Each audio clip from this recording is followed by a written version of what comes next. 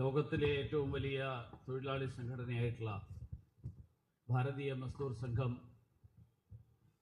ഇവിടെ കേരളത്തിന്റെ നിയമസഭയിലേക്ക് തെരഞ്ഞെടുക്കപ്പെട്ടിട്ടുള്ള ഭാരതീയ ജനതാ പാർട്ടിയുടെ 3 MLA-മാർക്കും അതോടൊപ്പം തിരുവനന്തപുരം നഗരസഭയുടെ ചുക്കാൻ പിടിക്കുന്ന മേയർക്കും ഡെപ്യൂട്ടി മേയർക്കും നൽകുന്ന ഈ സ്വീകരണത്തിൽ അധ്യക്ഷത വഹിക്കുന്ന ഭാരതീയ മസ്ദൂർ സംഘത്തിന്റെ സംസ്ഥാന അധ്യക്ഷൻ ശ്രീ ശിവജി സുദർശൻ,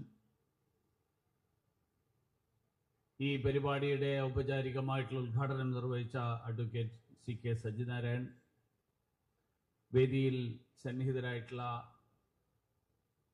BMS-ന്റെ സംസ്ഥാന ദേശീയ നേതാക്കന്മാർ, എല്ലാവരുടെയും പേരെടുത്ത് പറയേണ്ട വേദിയാണ്. പക്ഷേ സമയത്തിൻ്റെ പരിമിതി കാരണം ഞാൻ അതിന് മുതിരുന്നില്ല.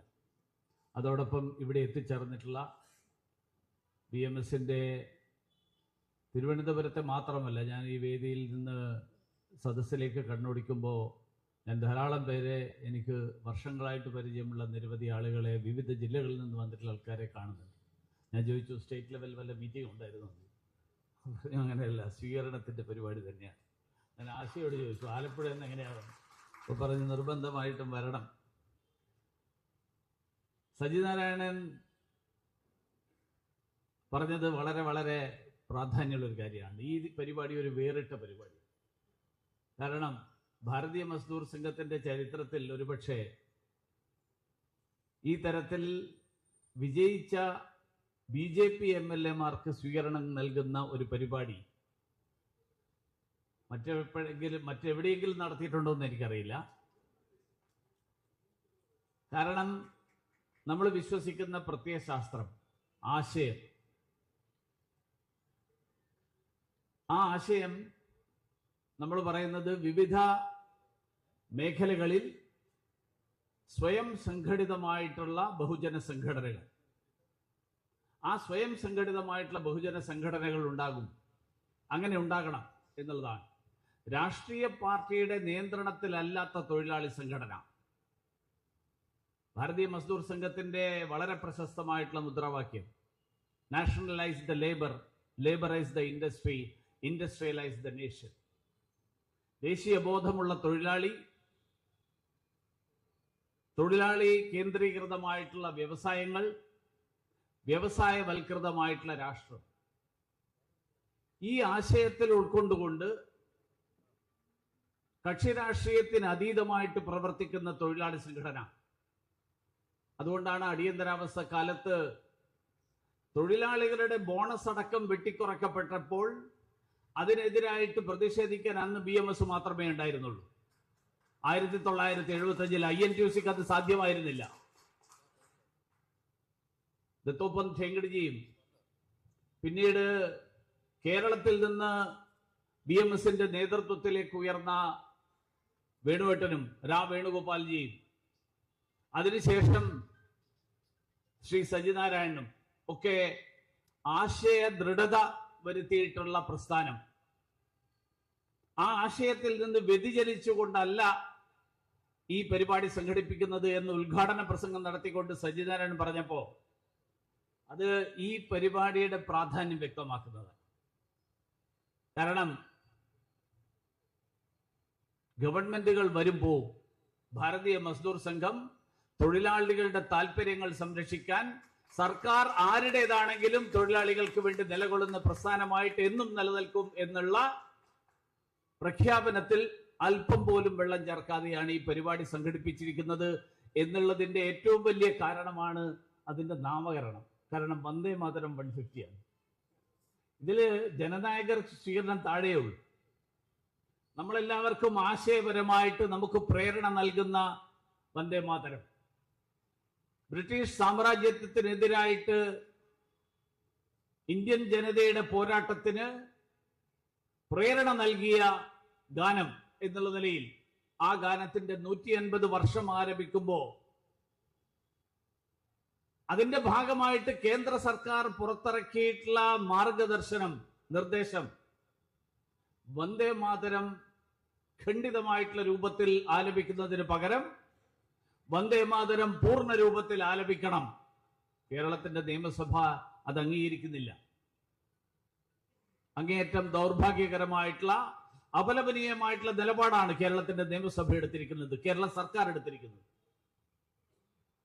ഇത് കോൺഗ്രസിന്റെ ദേശീയ നിലപാടല്ല എന്നുള്ളതിന്റെ ഏറ്റവും വലിയ സൂചനയാണ് ഇന്ന് DK ശിവകുമാർ കർണാടകത്തിൽ സത്യപ്രതിജ്ഞ ചെയ്തപ്പോ വന്ദേമാതരം പൂർണ്ണ രൂപത്തിൽ ആലപിക്കപ്പെട്ടു. അപ്പൊ കേരളത്തിൽ എന്തുകൊണ്ടാണ് ആലപിക്കാത്തത്? ഇന്ന് ഗോപകുമാർജി സംസാരിച്ചപ്പോ പറഞ്ഞു 2263 വലുതാകുന്ന ഗണിതശാസ്ത്രമാണ് കേരളത്തിൽ അത് ആലപിക്കുന്നതിന് തടസ്സമായിട്ട് നിൽക്കുന്നത് എന്നുള്ളതാണ് കാരണം. കർണാടകത്തിൽ അങ്ങനെ ഒരു 22 ഇല്ലാത്തത് കൊണ്ട് അവിടെ ആലപിക്കാം. ഇവിടെ 63, കേരളത്തിൽ 63 22-നേക്കാൾ ചെറുതാണ്. അതുകൊണ്ട് 22ന്റെ മുസ്ലിം ലീഗിന്റെ സംഖ്യ, മുസ്ലിം ലീഗ് 22 MLA-മാര് 63 കോൺഗ്രസ് MLA-മാരെക്കാൾ ശക്തിയുള്ള, സ്വാധീനമുള്ള, നിയന്ത്രണ ശക്തിയുള്ള ഒരു പാർട്ടിയായിട്ട് മാറുമ്പോ കോൺഗ്രസിന് അത് ഇങ്ങനെ ചെയ്യാൻ പറ്റുള്ളൂ എന്നുള്ളത് വളരെ വ്യക്തമാണ്. ആ വന്ദേമാതരത്തെ ഉയർത്തിപ്പിടിക്കാൻ, അതിന്റെ ആശയത്തെ ഉൾക്കൊണ്ടുകൊണ്ട് അതിൽ നിന്ന് ലഭിക്കുന്ന ഊർജം ദേശീയ പ്രസ്ഥാനങ്ങളിൽ സ്വാതന്ത്ര്യപൂർവ്വ കാലഘട്ടത്തിൽ ഒരുപക്ഷെ കോൺഗ്രസ് അവകാശപ്പെട്ടിരുന്ന ദേശീയ പ്രസ്ഥാനം എന്നുള്ള ആ വ്യാഖ്യാനം, ആ സംജ്ഞ, അത് ഇന്ന് രാഷ്ട്രീയ സ്വയംസേവക സംഘത്തിന്റെ പ്രത്യയശാസ്ത്രത്താൽ പ്രേരിതമായിട്ട് നമ്മുടെ രാജ്യത്തിന്റെ വിവിധ ഭാഗങ്ങളിൽ, വിവിധ മേഖലകളിൽ പ്രവർത്തിക്കുന്ന ഭാരതീയ ജനതാ പാർട്ടിയും ഭാരതീയ മസ്ദൂർ സംഘം ഉൾപ്പെടെയുള്ള സംഘടനകൾക്ക് മാത്രമേ അവകാശപ്പെടാനാവൂ എന്നുള്ളത് പ്രഖ്യാപിക്കുന്നത് കൂടിയാണ് ഇന്നത്തെ ഈ ചടങ്ങ്. BMS-ന്റെ ഈ നിലപാട്, ഈ സ്വീകരണം ഞാൻ അതുകൊണ്ട് തന്നെ ഏറെ വിലമതിക്കുന്ന സ്വീകരണമാണ്. നേരത്തെ ഇവിടെ ബഹുമാനനായിട്ടുള്ള സംസ്ഥാന അധ്യക്ഷൻ ശ്രീ രാജീവ് ചന്ദ്രശേഖർജി സൂചിപ്പിച്ചു, ഈ തെരഞ്ഞെടുപ്പിൽ സുസംഘടിതമായിട്ടുള്ള പ്രവർത്തനം നടത്തിക്കൊണ്ട് ഭാരതീയ മസ്ദൂർ സംഘത്തിന്റെ സാധാരണ പ്രവർത്തകരായിട്ടുള്ള ആളുകൾ അവരെല്ലാവരും നടത്തിയ കഠിനാധ്വാനം, ആ കഠിനാധ്വാനത്തിന്റെ കൂടി ഫലമാണ് ഭാരതീയ ജനതാ പാർട്ടി കേരളത്തിൽ കൈവരിച്ചിരിക്കുന്ന ഈ 3 സീറ്റുകൾ. അതുകൊണ്ട് തന്നെ ഈ വിജയം ഞാൻ നിങ്ങൾക്ക് സമർപ്പിക്കുന്നു. ഈ 3 സീറ്റുകൾ അത് കേവലം ഭാരതീയ ജനതാ പാർട്ടിയുടെ നേട്ടമല്ല, അത് കേരളത്തിൽ ദേശീയ പ്രസ്ഥാനങ്ങൾ ഒരുമിച്ച് സംഘടിതമായിട്ട് നടത്തിയ പ്രവർത്തനങ്ങൾ, ആ പ്രവർത്തനങ്ങളുടെ ഫലമാണ്. ഞങ്ങൾ 3 പേർക്ക് വലിയ ഭാരിച്ച ഉത്തരവാദിത്തമാണ് നിർവഹിക്കാനുള്ളത് എന്ന് ഞങ്ങൾക്കറിയാം. കാരണം കേരളത്തിൽ തുടർന്ന് അങ്ങോട്ടുള്ള വിവിധ മേഖലകളിലുള്ള പുരോഗതി, ആ പുരോഗതി ഞങ്ങൾ നിയമസഭക്കകത്തും പുറത്തും നടത്തുന്ന പ്രവർത്തനങ്ങളുമായിട്ട് വളരെ വലിയ തോതിൽ ബന്ധപ്പെട്ടിരിക്കുന്നു എന്ന് ഞങ്ങൾക്ക് വ്യക്തമായിട്ടുള്ള ബോധ്യവും. കേരളത്തിന്റെ ആഖ്യാനത്തെക്കുറിച്ച് ശ്രീ സജ്ജിനാരായണൻ സൂചിപ്പിച്ചു. നെറേറ്റീവ്, ആരാണ് ദേശീയ ബോധമുള്ള പ്രസ്ഥാനം? ബ്രിട്ടീഷുകാർക്ക് വേണ്ടി വിടുപണി ചെയ്തവർ. അങ്ങനെയുള്ളവർ തൊഴിലാളി പ്രസ്ഥാനത്തിന്റെ, ഇന്ത്യൻ ദേശീയതയുടെ, ഇന്ത്യൻ സ്വാതന്ത്ര്യ സമരത്തിന്റെ പിതൃത്വം അവകാശപ്പെട്ട്, പാരമ്പര്യം അവകാശപ്പെട്ടുകൊണ്ട് നമ്മളെ പോലെയുള്ള ആളുകളെ വർഗീയവാദികളായിട്ട് മുദ്രകുത്താൻ ശ്രമിക്കുമ്പോ വാസ്തവത്തിൽ കമ്മ്യൂണിസ്റ്റ് പ്രസ്ഥാനത്തിന്റെ ചരിത്രം എന്താണ് എന്ന് പഠിക്കാത്തവർ, അത് കേരളത്തിൽ ഇതുവരെ ആ ആഖ്യാനം ഇതുവരെ അവതരിക്കപ്പെട്ടിട്ടില്ല, പൊതുസമൂഹത്തിൽ ശക്തമായിട്ടുള്ള രൂപത്തിൽ നിയമസഭയ്ക്ക് അകത്ത് ഒട്ടുമുണ്ടായിട്ടില്ല. അതുകൊണ്ട് സ്വാതന്ത്ര്യം നേടുന്നതിന് മുൻപുള്ള കാലഘട്ടം ശ്രീ സജ്ജിനാരായണൻ സൂചിപ്പിച്ചു, 1942 കാലഘട്ടം. ജനകീയ സാമ്രാജ്യത്വ യുദ്ധം എങ്ങനെ ഒരു രാത്രി കൊണ്ട് ജനകീയ യുദ്ധമായി മാറി, സാമ്രാജ്യത്വ യുദ്ധത്തിൽ ഇടപെടേണ്ടതില്ല എന്ന് പറഞ്ഞ ആളുകൾ എങ്ങനെ ബ്രിട്ടീഷുകാരെ സഹായിക്കാൻ വേണ്ടിയിട്ട് ആ യുദ്ധത്തിൽ ഏർപ്പെട്ടിരിക്കുന്നവരെ ബ്രിട്ടീഷുകാരെ സഹായിക്കാൻ പോയി. അത് മാത്രമല്ല ചരിത്രം. 1962 ഇന്ത്യ സ്വാതന്ത്ര്യം നേടിയതിനു ശേഷമുള്ള ചരിത്രം, ചൈനീസ് ആക്രമണ കാലത്ത് അന്നത്തെ കമ്മ്യൂണിസ്റ്റ് പാർട്ടി എടുത്ത നിലപാട്, ആ അന്നത്തെ കമ്മ്യൂണിസ്റ്റ് പാർട്ടി എടുത്ത നിലപാട് ചൈനീസ് ആക്രമണത്തെ അപലപിക്കാൻ മടി കാണിച്ചിരുന്ന ഒരു കൂട്ടം ആളുകളാണ് കേരളത്തിൽ ഇന്ന് കമ്മ്യൂണിസ്റ്റ് പ്രസ്ഥാനത്തിന്റെ ഏറ്റവും വലിയ ശക്തിയായിട്ട് നിലകൊള്ളുന്നത് എന്ന് ഇന്നത്തെ തലമുറക്ക് ഒരുപക്ഷെ അറിയില്ല. അന്ന് EMS സുന്ദരയും രണദിവയും അടക്കമുള്ള 1000-ലധികം കമ്മ്യൂണിസ്റ്റ് നേതാക്കന്മാരെ ചൈനീസ് ആക്രമണത്തെ അപലപിക്കാൻ തയ്യാറാകാത്തതിന്റെ പേരിൽ ജയിലിലിട്ടത് അന്നത്തെ നെഹ്റു ഗവൺമെന്റാണ്. കമ്മ്യൂണിസ്റ്റുകാരെ അന്ന് അഞ്ചാം പത്തികൾ എന്നാണ് വിളിച്ചത്. ഇതൊന്നും കേരളത്തിന്റെ ചരിത്രത്തിൽ ഇന്ത്യയുടെ സ്വാതന്ത്ര്യ സമരത്തെ ഒറ്റിക്കൊടുക്കുക മാത്രമല്ല, സ്വതന്ത്ര ഇന്ത്യയെ ഒരു വിദേശ രാഷ്ട്രം ആക്രമിച്ചപ്പോ ആ വിദേശ ശക്തിയോട് കൂട്ടുചേർന്ന് നിന്ന ആളുകൾ, അങ്ങനെയുള്ള ആളുകൾ നമ്മളെ ചൂണ്ടിക്കാണിച്ച് നമ്മളെ കുറ്റപ്പെടുത്തുമ്പോ തിരിച്ചു പറയാൻ ഇത്രയും കാലം നിയമസഭയിൽ ആരുമില്ലായിരുന്നു. ഈ നിയമസഭയിലെ 3 BJP MLA-മാരുടെ വിജയം, ആ വിജയം ചരിത്രത്തിന്റെ പുതിയ അധ്യായമാണ്. ഇത്രയും കാലത്തെ ആഖ്യാനങ്ങൾ, ആ ആഖ്യാനങ്ങൾക്ക് തിരുത്തൽ വരുത്തുന്ന ഒരു തെരഞ്ഞെടുപ്പാണ് നമ്മൾ ഇത്തവണ നേടിയിട്ടുള്ള ഈ വിജയം, ഈ തെരഞ്ഞെടുപ്പിലെ വിജയം. ഞങ്ങളുടെ ജോലി അതോടുകൂടി അവസാനിച്ചിട്ടില്ല എന്ന് ഞങ്ങൾക്ക് വ്യക്തമായിട്ടുള്ള ബോധ്യമുണ്ട്.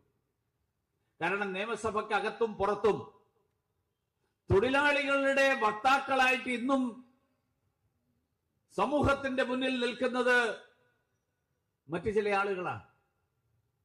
ഭാരതീയ ജനതാ പാർട്ടിയും ഭാരതീയ മസ്ദൂർ സംഘവും തൊഴിലാളികളുടെ യഥാർത്ഥ വക്താക്കൾ എന്നുള്ള ചുമതല, യഥാർത്ഥത്തിൽ തൊഴിലാളികളുടെ താല്പര്യം സംരക്ഷിക്കുന്നവർ എന്നുള്ള ദൗത്യം, ആ ദൗത്യം നിർവഹിക്കാനും ആ ആഖ്യാനം തിരുത്താനുമുള്ള ചരിത്രപരമായിട്ടുള്ള ഉത്തരവാദിത്തം കൂടിയാണ് ഞങ്ങള് 3 പേരിൽ അർപ്പിതമായിട്ടത് എന്ന് ഞങ്ങൾക്ക് വ്യക്തമായിട്ട് ബോധ്യമുണ്ട്.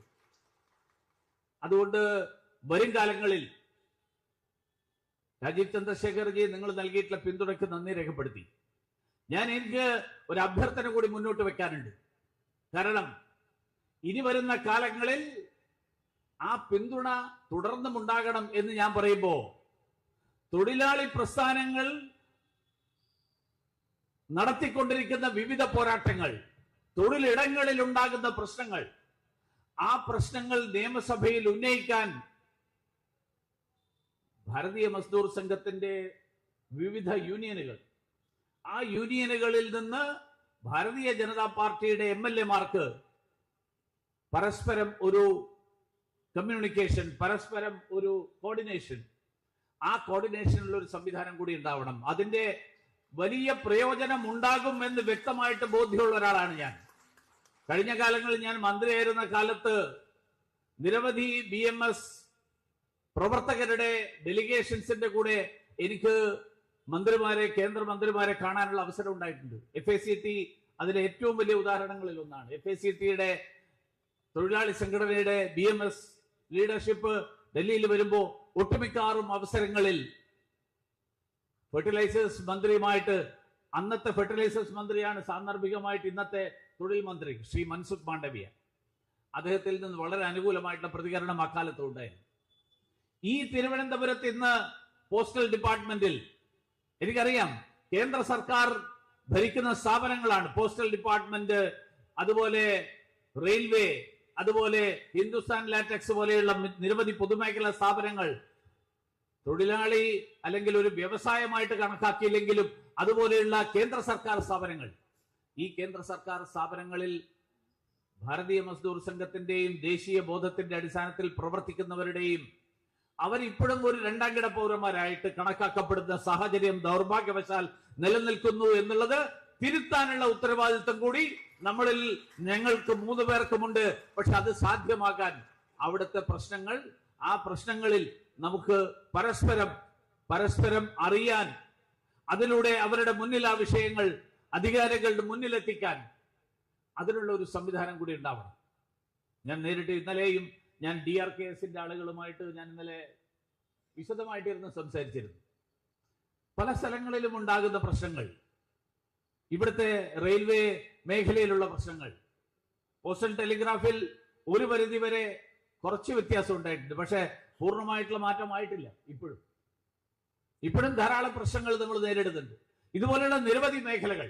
അതുകൊണ്ട് ഈ മേഖലകളിലുള്ള ഒരു കോർഡിനേഷൻ ഉണ്ടാകണം എന്നുകൂടി ഞാൻ ഈ സന്ദർഭത്തിൽ ഭാരതീയ മസ്ദൂർ സംഘത്തിന്റെ നേതൃത്വത്തിന്റെ മുന്നിൽ, കാരണം അതിലൂടെയാണ് നമുക്ക് തൊഴിലാളികളുടെ പ്രസ്ഥാനം എന്നുള്ള, തൊഴിലാളികളുടെ താല്പര്യം സംരക്ഷിക്കുന്ന പ്രസ്ഥാനം, രാഷ്ട്രീയ പാർട്ടി എന്നുള്ള നിലയിൽ ഭാരതീയ ജനതാ പാർട്ടി തൊഴിലാളികളുടെ കൂടി താല്പര്യം സംരക്ഷിക്കുന്ന പാർട്ടിയായിട്ട് മാറാൻ, അതിന് ആ ആഖ്യാനം കേരളീയ സമൂഹത്തിൽ, വസ്തുത കേരളീയ സമൂഹത്തിൽ സൃഷ്ടിക്കാൻ, അതിന് ഭാരതീയ മസ്ദൂർ സംഘത്തിന്റെ പ്രവർത്തകരുടെ പിന്തുണ കൂടി അഭ്യർത്ഥിച്ചുകൊണ്ട് ഇവിടെ നൽകിയിട്ടുള്ള ഈ സ്വീകരണത്തിന്, ഈ ജനജാഗ്രതാ സദസ്സിൽ വന്ദേ മാതരത്തിന്റെ 150 വർഷം ആചരിക്കുന്നതിന്റെ ഭാഗമായിട്ട് സംഘടിപ്പിച്ചിട്ടുള്ള ഈ ജനജാഗ്രതാ സദസ്സിൽ എല്ലാവരോടുമൊപ്പം സന്നിഹിതരാകാനുള്ള അവസരം നൽകിയതിൽ ഭാരതീയ മസ്ദൂർ സംഘത്തിന്റെ നേതൃത്വത്തിനും അതിനെത്തിച്ചേർന്നിട്ടുള്ള മുഴുവൻ പ്രവർത്തകർക്കും അനുഭാവികൾക്കും ഒക്കെ